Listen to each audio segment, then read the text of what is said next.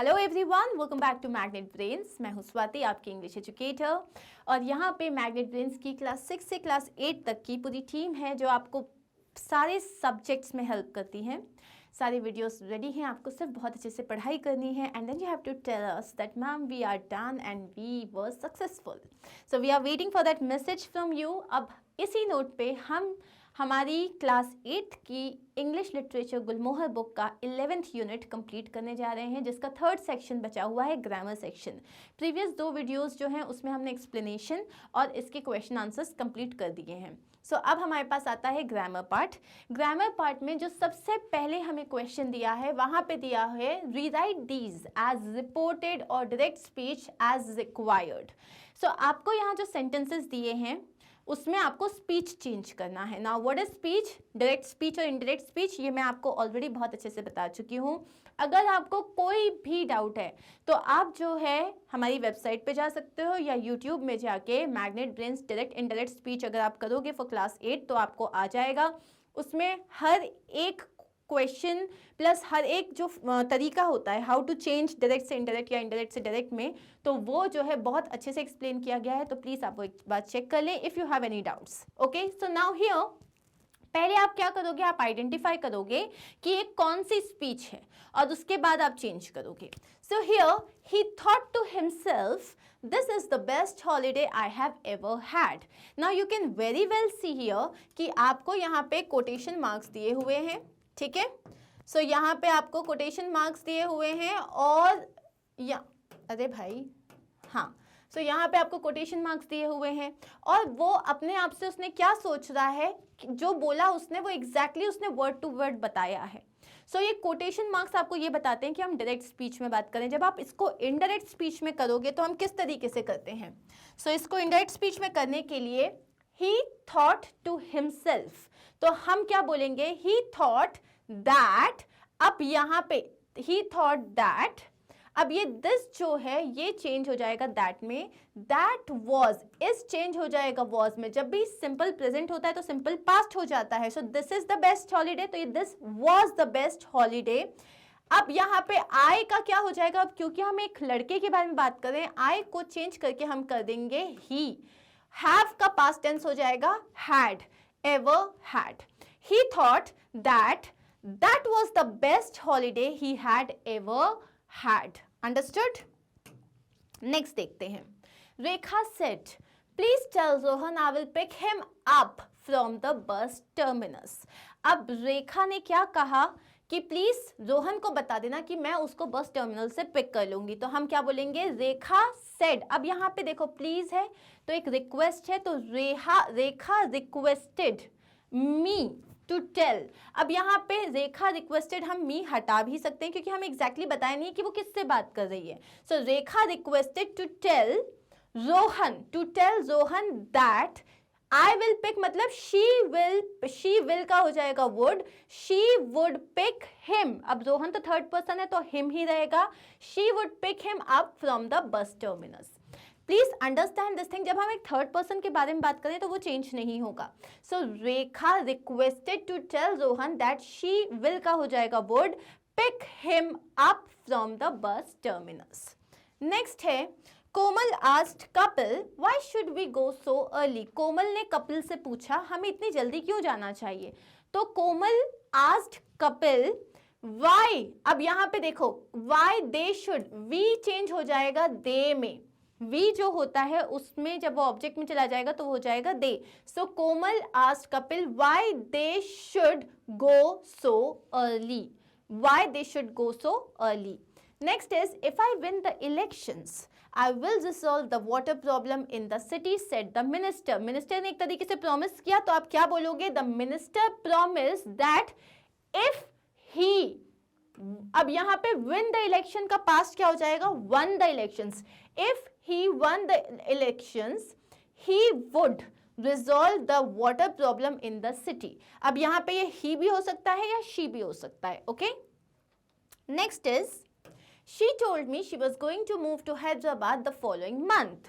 अब यहाँ पे आपको कोई इन्वर्टेड कॉमास दिख रहे हैं? नहीं। और वो ऑलरेडी जो है हम यहाँ पे यूज कर रहे हैं, द फॉलोइंग मंथ यूज कर रहे हैं, पास्ट में है, इसका मतलब ये ऑलरेडी इनडायरेक्ट स्पीच में है। अब आप इसको जब डायरेक्ट स्पीच में लिखोगे तो शी सेड, इसने बात की तो शी सेड, ओके, शी, और या she said to me, she said to me I am going, she का हो जाएगा, अब लड़की बात करिए तो उसने तो ऐसे ही बोला होगा ना, मैं जा रही हूँ, वॉज गोइंग का हो जाएगा एम गोइंग, ठीक है।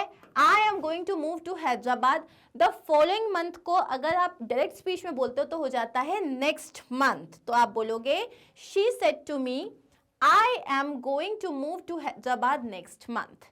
नेक्स्ट हमारे पास जो सेंटेंस है, the coach advised me not to drink water just after my training session. So अब ये भी आपका indirect speech में है, reported speech में, तो आप बोलोगे the coach said to me and then you will have to put, remember हम इसे कैसे लिखते हैं, the coach said to me, जब आपने अपना लिख दिया उसके बाद आप एक कॉमा लगाओगे, then you have to put double inverted commas, double inverted comma के बाद जो भी first word आएगा उसका first letter capital होगा। So the coach said to me, you should not drink water just after your training session. And then you have to put, जो भी आपका जैसे सेंटेंस अगर एक्सक्लेमेटरी है, क्वेश्चन है या डिक्लेरेटिव है, तो आपने जैसे यहाँ डिक्लेरेटिव है तो फुल स्टॉप लगाने के बाद आपको अपने इन्वर्टेड कॉमास क्लोज करने हैं। Shamim urged us to adopt animals from shelter homes. Shamim ने हमसे रिक्वेस्ट की, हमने मतलब हमें बहुत ज़्यादा बोला कि हम लोग शेल्टर होम से एनिमल्स को अडॉप्ट कर लें। सो अब शामीम सेड, ठीक है, अभी यहाँ पे अर्ज किया है ना तो आप प्लीज लिख सकते हो। So Shamim said to us please adopt animals from shelter homes. Next is Sudit said it had been raining the whole week there. तो यहाँ पे देखो आप बोलोगे Sudit said it had been, तो इसकी जगह हो जाएगा it has been raining the whole week, there की जगह हो जाएगा हेयर। अब है next question, read these sentences. We were to let it off eight 10, were we not? They will hear the drop of the Tigger, won't they? Now Chenal isn't just a big impersonal city, is it? उसके बाद है, it is time we visited grandpa and grandma, isn't it? They have come to school today, have they? They haven't come to school today, have they? तो ये सारे क्या है, basically हम question tags discuss कर रहे हैं। सो यहाँ पे हम ऑलरेडी पढ़ चुके हैं क्वेश्चन टैग्स क्या होते हैं। जब हम बोलते हैं ना अरे वो जा रहा है, नहीं क्या, तो जब हमें कोई चीज़ कंफर्म करनी होती है या कॉन्वर्सेशन को आगे बढ़ाना होता है तब हम क्वेश्चन टैग्स यूज़ करते हैं। क्वेश्चन टैग यूज़ करने का एक सिंपल तरीका है, आपका जो भी सेंटेंस होता है आप उस, जैसे यहाँ पे देखो एक sentence, the doctor is usually busy isn't he, तो यहाँ पे आप देखते हो आपका सब्जेक्ट क्या है, तो यहाँ मेरा सब्जेक्ट है द डॉक्टर। अब मैं डॉक्टर के लिए ही या शी यूज कर सकती हूँ। अब है यहाँ पे वर्ब क्या है, इज। अब ये क्या सेंटेंस पॉजिटिव है या नेगेटिव है, the doctor is usually busy, ये एक पॉजिटिव सेंटेंस है, इसमें कोई भी नेगेटिव वर्ड नहीं है, नॉट, नेवर, नो, ऐसा कुछ नहीं है। तो जब एक पॉजिटिव सेंटेंस होता है तो उसका क्वेश्चन टैग नेगेटिव होता है। क्वेश्चन टैग आप कैसे बनाते हो, हेल्पिंग वर्ब लेते हो। अब पॉजिटिव है तो उसे नेगेटिव कर दो, जैसे इज है तो इजंट कर दो, हमेशा कॉन्ट्रैक्शन ही यूज करना है, इज नॉट नहीं बोलोगे। तो इज है तो इजंट कर दो और इजंट है तो इज कर दो, तो इज का हो जाएगा इजंट और डॉक्टर के लिए आप ही या शी यूज कर सकते हो, डिपेंड कि आपका जेंडर क्या है, मतलब डॉक्टर जो है वो कौन से जेंडर से बिलोंग करता है। Similarly you did not call her back, अब यहाँ सब्जेक्ट क्या है, यू, वर्ब क्या है, डिड नॉट। अब ये ऑलरेडी एक नेगेटिव सेंटेंस है तो इसका क्वेश्चन टैग पॉजिटिव होगा, डिड नॉट का हो जाएगा did you, did you, okay. इस तरीके से इनको करते हैं। तो अब हमें यहाँ पे करना क्या है, हम आते हैं सीधा हमारे क्वेश्चंस में, जैसे कि it is good isn't it, it is good, it is not good is it, ये मैं आपको एक्सप्लेन कर चुकी हूँ। So circle the correct question tags to complete these sentences. Anita bakes delicious cakes, अब इसमें क्या कोई नेगेटिव वर्ड है, नहीं है, हम किसकी बात कर रहे हैं, अनीता की। अब हम इसके लिए कौन सा प्रोनाउन यूज करेंगे, शी यूज करेंगे। वो क्या काम कर रही है, बेक करने का। क्या यहाँ कोई हेल्पिंग वर्ब दिख रहा है, नहीं दिख रहा है। जब कोई हेल्पिंग वर्ब नहीं होता तो हम या तो डू यूज करते हैं या तो डज यूज करते हैं, क्योंकि एक प्रेजेंट टेंस का सेंटेंस है। अगर पास्ट का होता तो हम डिड यूज करते।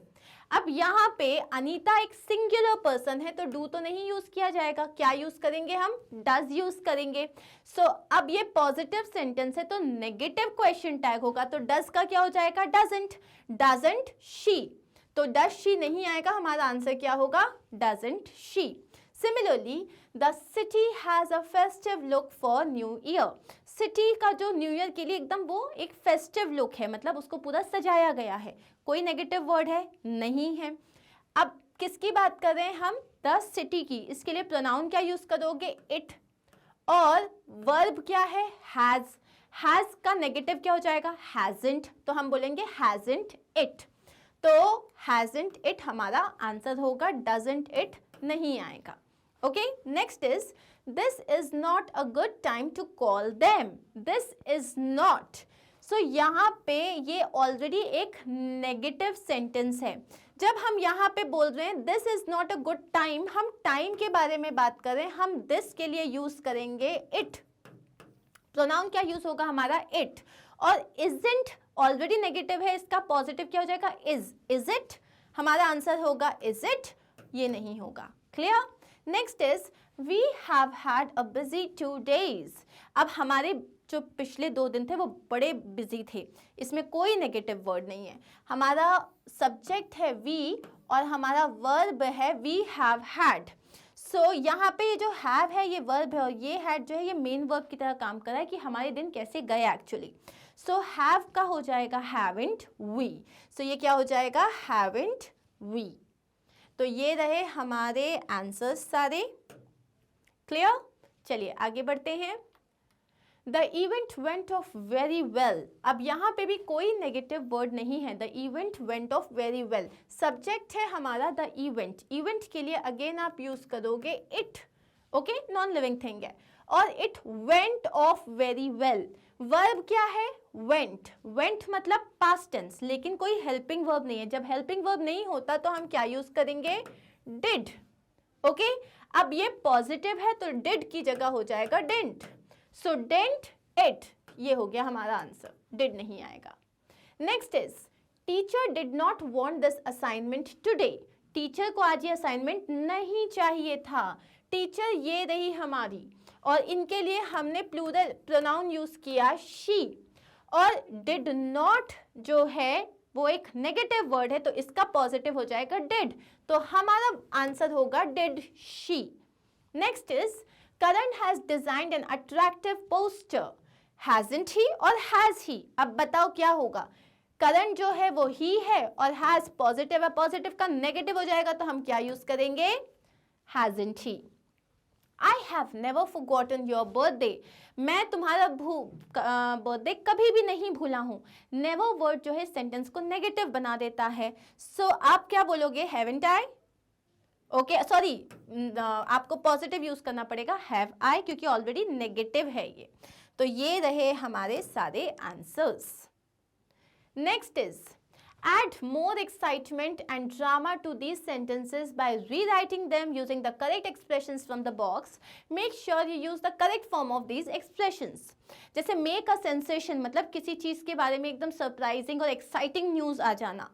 Raise the alarm, raise the alarm मतलब लोगों को किसी चीज के बारे में नोटिफाई करना। Send a shudder down the spine मतलब अंदर तक आपके रोंगटे खड़े हो जाना, मतलब बहुत ज्यादा आपको डर लगना।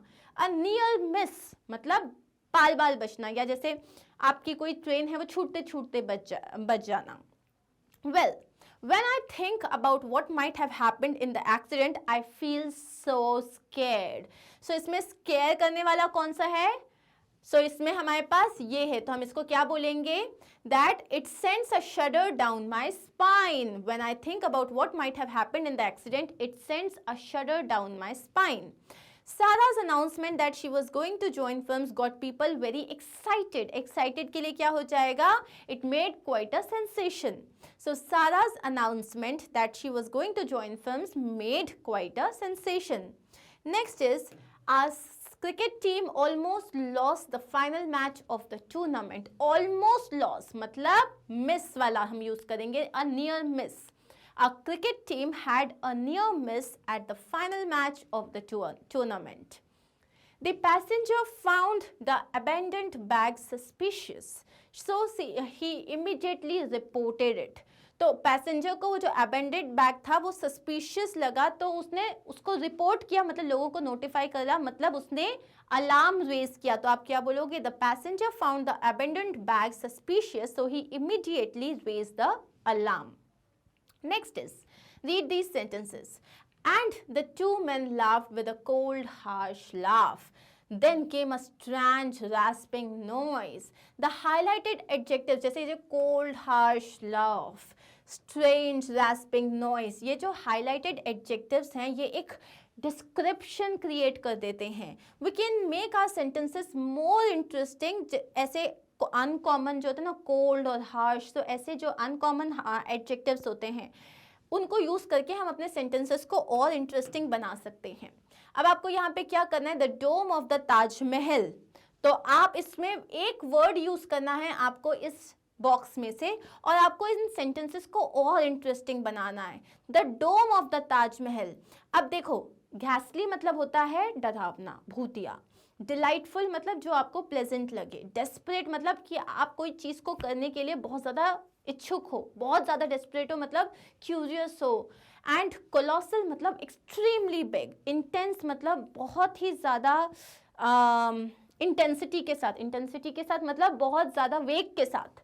एंड ग्लोरियस मतलब ब्यूटिफुल. तो हम बोलेंगे the dome of the Taj Mahal. इसके लिए हमने बोला the colossal dome of the Taj Mahal looks like a hauntingly beautiful splendour on a moonlit night. अब ये आप सेंटेंस अपने कैसे भी बना सकते हो. The colossal dome of the Taj Mahal looks beautiful. Simple.